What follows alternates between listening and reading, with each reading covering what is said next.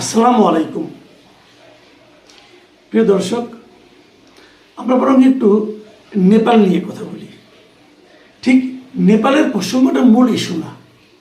ইস্যুটা হলো যে নেপাল এবং আমাদের মধ্যে এই রাজনৈতিক যে পট পরিবর্তন, সেই পট পরিবর্তনের ঘটনাক্রমে কিছুটা মিল রয়েছে এবং সেই মিলের মাধ্যমে যে অর্জন, সেই অর্জনটাকে আমরা কিভাবে ব্যবহার করেছি এবং করছি তার সঙ্গে আমি একটু তুলনা করতে চাই নেপাল কিভাবে কি করলো।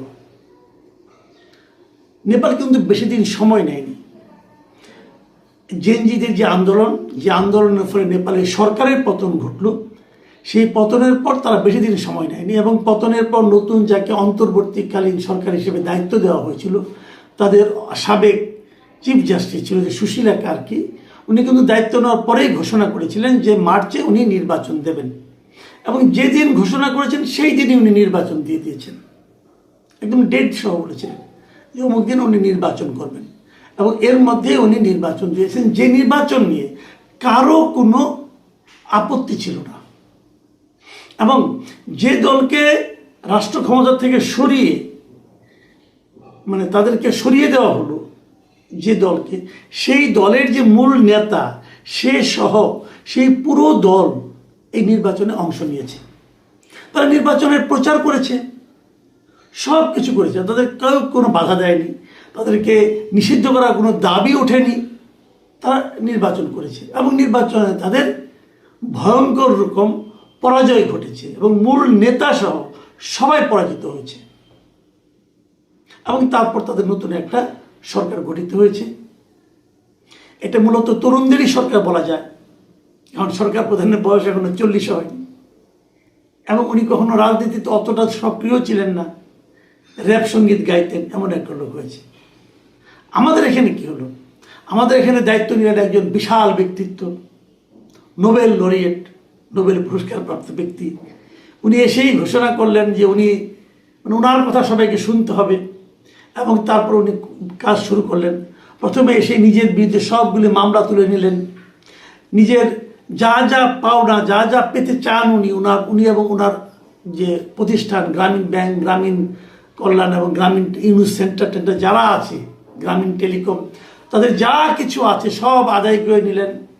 নিজের নামে ইউনিভার্সিটি নিলেন, নিজের প্রতিষ্ঠানের নামে আদম ব্যবসার লাইসেন্স নিলেন।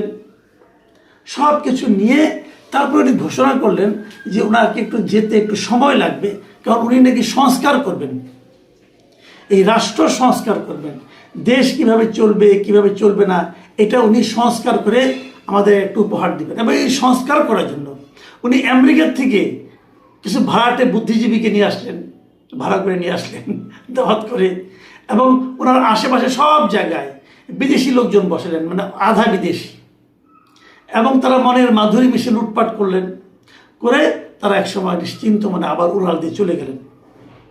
যে কাজ 3 মাসে হয় সেটা করতে উনি 1.5 বছর লাগিয়ে দিলেন এবং উনি নিজে একবারের জন্য ডেট ঘোষণা করলেন না, নির্বাচন কবে দিবেন, এই দিচ্ছি দেব অমুক মাসের থেকে তমুক মাসের মধ্যে, জুলাই থেকে এপ্রিল, এপ্রিলের পরে যাবে না, যদি ছোট প্যাকেজ চান তাহলে এতটুকু ডিসেম্বর, যদি বড় প্যাকেজ চান তাহলে জুলাই, এই সমস্ত নানা রকম কিচ্ছা কাহিনী উনি আমাদেরকে শোনালেন।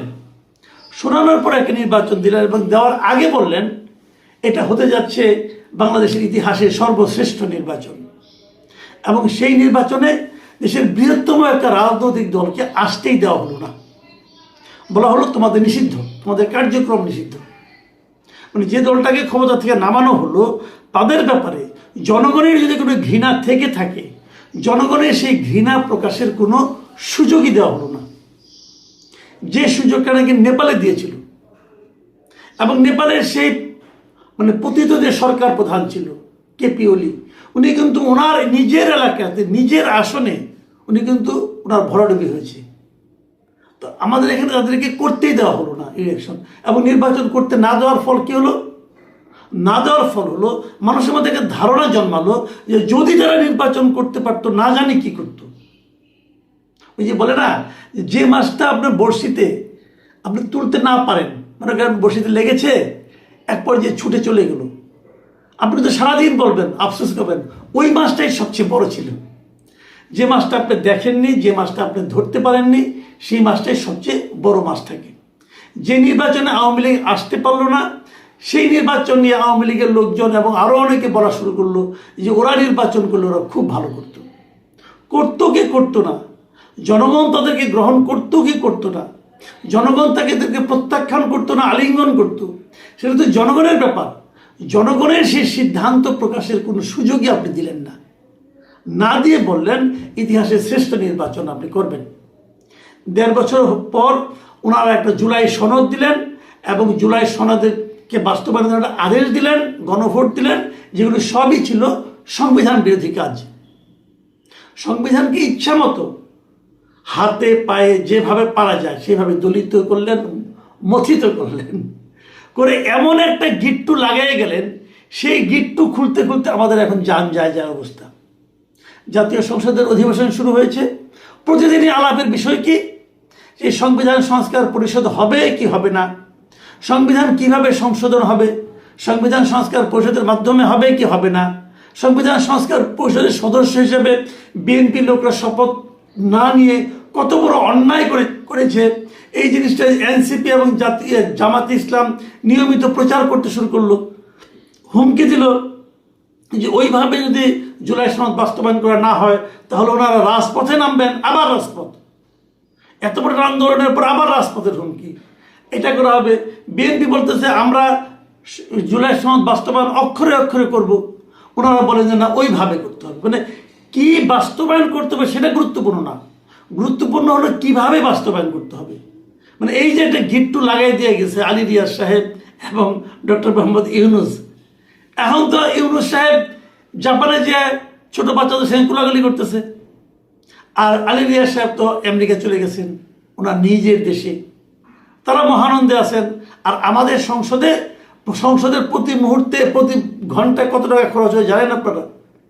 এই বিপুল অর্থ ব্যয় করে তারা এখানে ঝগড়া করতেছে যে সংবিধান সংস্কার পরিষদের মাধ্যমে এটাকে করতে হবে, বাস্তবায়ন করতে হবে, আর কোনো কাজ নেই।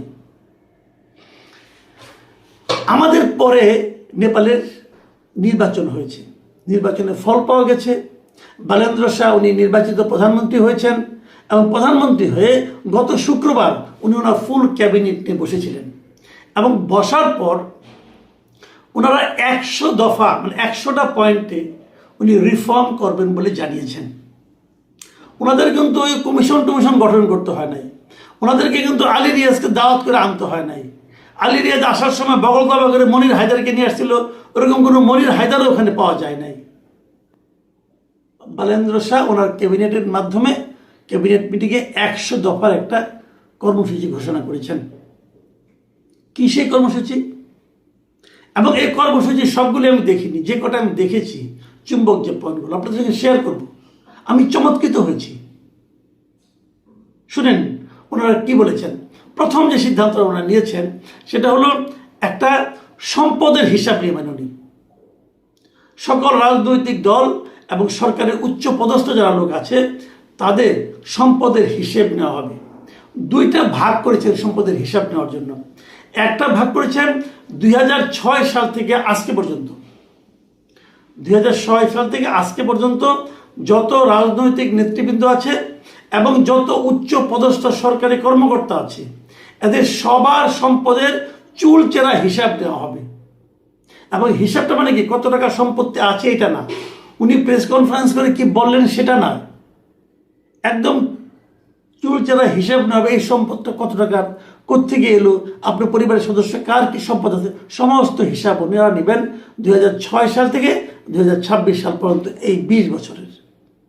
এবং আরেকটা ধাপ হবে 1991 থেকে 2006 সাল পর্যন্ত, মানে ওই 15 বছরের, 15 আর 20, এই 35 বছরের সকলের উনি সম্পদের হিসাব নেবেন। একটা ওনার 100 দফার মধ্যে একটা দফা এটা। দ্বিতীয় দফাটা কি করেছেন, সমস্ত শিক্ষা প্রতিষ্ঠান থেকে আগামী 60 দিনের মধ্যে, নেক্সট 60 ডেজ, আগামী 60 দিনের মধ্যে সমস্ত শিক্ষা প্রতিষ্ঠান থেকে রাজনৈতিক দল সমর্থিত যত ছাত্র সংগঠন আছে সবগুলিকে তাদের কার্যক্রম বাতিল নিষিদ্ধ করা হয়েছে। তার মানে সোজা বাংলায় যে কোনো ছাত্র সংগঠনে ক্যাম্পাসে ছাত্র রাজনীতি বন্ধ আগামী 60 দিনের মধ্যে, এবং তারপরে আর 30 দিনের মধ্যে এগুলোতে অরাজনৈতিক স্টুডেন্ট কাউন্সিল গঠন করা হবে। তার মানে ছাত্রদের যত অভিযোগ আছে, অভাব আছে, দাবি দেওয়া আছে, সেগুলো স্টুডেন্ট কাউন্সিলের মাধ্যমে আসবে। ওখানে কোনো রাজনৈতিক দলের ভূমিকা, রাজনৈতিক দলের আনাগোনা, রাজনৈতিক দলের প্রভাব থাকবে না। আমি কয়েকটাই বলবো, 2-3টাই বলবো মাত্র। 3 নম্বর উনি করেছেন যে সমস্ত প্রাথমিক শিক্ষায় মানে 5ম শ্রেণী পর্যন্ত যত পরীক্ষা আছে স্কুলের সমস্ত পরীক্ষা তুলে দেওয়া হয়েছে। কোনো পরীক্ষা হবে না, কোনো পরীক্ষা হবে না। আমরা কি করেছি এর মধ্যে? আমরা গেলে পরীক্ষাটা গেলে চালু করেছি, তাই না? আমাদেরও ছিল না পরীক্ষা, কারণ আমরা পরীক্ষাটা চালু করেছি। কেবল তাই না, আমরা ভর্তি পরীক্ষা পর্যন্ত চালু করেছি, যে ভর্তিটাও পরীক্ষা দিয়ে ভর্তি হতে হবে।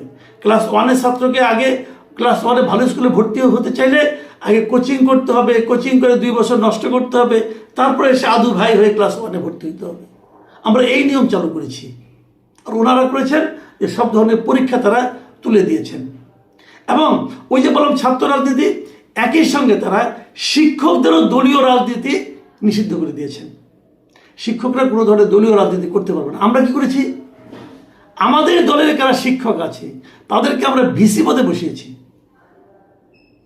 আমরা অল্প সময় পেয়েছি, এর মধ্যে আমরা এই কাজগুলো আল্লাহর রহমতে করে ফেলেছি, যে আমার দলের লোক ভিসি হবে, আমার দলের লোক অমুক হবে, আমার দলের লোক শিক্ষা প্রতিষ্ঠানের অমুক মাতবো এটা করবে। তার ফলে কি হবে? এই পুরো শিক্ষা প্রতিষ্ঠান হবে আমার রাজনৈতিক দলীয় মতাদর্শের একটা প্রচার কেন্দ্র। এটা আমরা করেছি। আমি কেবল পার্থক্যগুলি তুলে ধরছি, বিচার আপনারাই করেন। কি চেয়েছিলাম, কি হচ্ছেটা কি? দেখুন, আরেকটা কাজ ওনারা করেছেন, সেই কাজটা আমি একটু বলি। কূটনীতির ক্ষেত্রে এই যে পররাষ্ট্র মন্ত্রণালয়ে ওনারা বলছেন যে পররাষ্ট্র মন্ত্রণালয়ের যত পদ আছে দেশের বাইরে অমুক তমুক, এই সব পদগুলো 80% পদ হতে হবে পেশাদার কূটনীতিকদের দিয়ে। আর 2-1টা ক্ষেত্রে হয়তো আমরা এক্সপার্ট লোকদেরকে নেব, কিন্তু সেখানে রাজনৈতিক দলের রাজনৈতিক বিবেচনায় যেন কেউ চান্স না পায়। আমাদের এখানে তাই হয়। আপনারা ভেবে দেখুন, এইগুলো কিন্তু আরো অনেকগুলো করেছে। ডিজিটাল ব্যবস্থাপনা করেছে, অর্থনৈতিক এবং আপনার প্রশাসনিক বিভিন্ন সংস্কার 100টার মতো বিশাল দফা। এটা নিয়ে অনেক রকম কথা বলতেছে। এবং সবচেয়ে যে বড় কাজটা করেছে, তারা একটা এই সংস্কারের জন্য একটা উন্মুক্ত ড্যাশবোর্ড রেখেছে।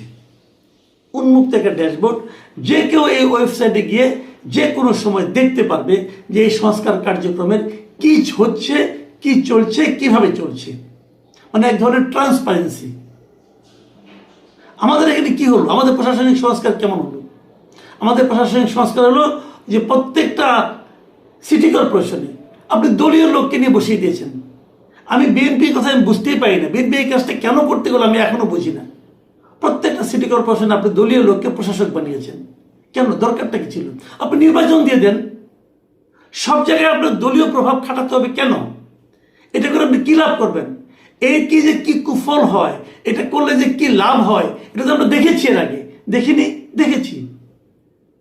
আপনি আবার ওই পথে যাচ্ছেন কেন? আর কি করেছেন আপনারা প্রত্যেকটা জেলা পরিষদে নিজেদের প্রশাসক বসিয়েছেন, সব দলীয় লোক। এবং এই যে প্রশাসক যারা বসেছে, হয় দলীয় লোক অথবা মনোনয়ন পায়নি বঞ্চিত, তাদেরকে পুরস্কৃত করেছেন, অথবা মনোনয়ন পেয়ে ফেল মেরেছে, তাদের কেন বসেছেন?